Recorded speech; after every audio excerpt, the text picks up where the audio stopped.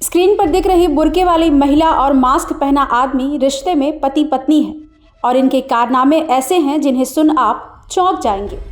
इन्होंने एक छोटी बच्ची को इस तरह से अगवा किया कि इनके आगे बड़े बड़े किडनैपर के प्लान छोटे लगने लगेंगे। इन्होंने पहले एक महिला को जाल में फंसाया और फिर महिला के आंख में मिर्च झोंककर उसकी बेटी को अगवा कर लिया।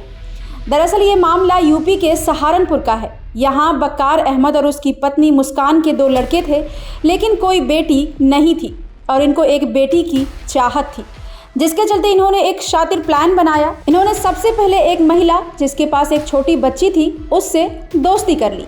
इसके बाद उससे संबंध बढ़ाने के लिए उसके घर आने जाने लगे और बच्ची के साथ काफ़ी समय बिताने लगे। ऐसे ही धीरे धीरे करके बक्कार अहमद और मुस्कान ने बच्ची के माता पिता का विश्वास जीत लिया, जिसके बाद 28 जनवरी के दिन दोनों पति पत्नी बच्ची के मां के घर गए और मां से कहा कि बच्ची को कपड़े दिलाने मार्केट चलते हैं। हमारे घर आए सुबह के टाइम। कौन? यही मतलब दोनों भी अभी भी आ गए हमारे घर, नाश्ता पानी करा, फिर कहने लगे कपड़े दिलवा के लेगा। इस बहाने से मुझे ले गई।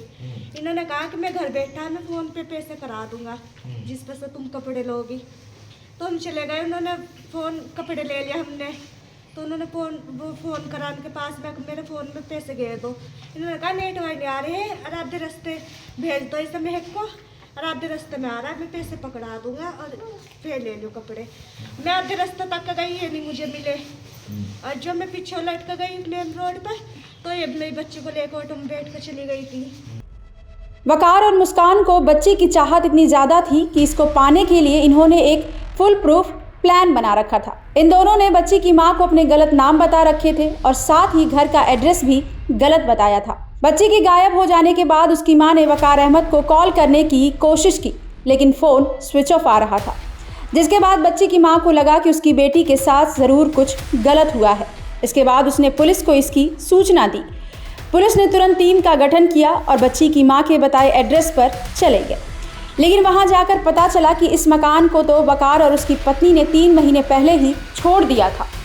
इसके बाद पुलिस ने आसपास के इलाके में पूछताछ की और साथ ही उनके मोबाइल नंबर को सर्विलांस पर भी लगा दिया।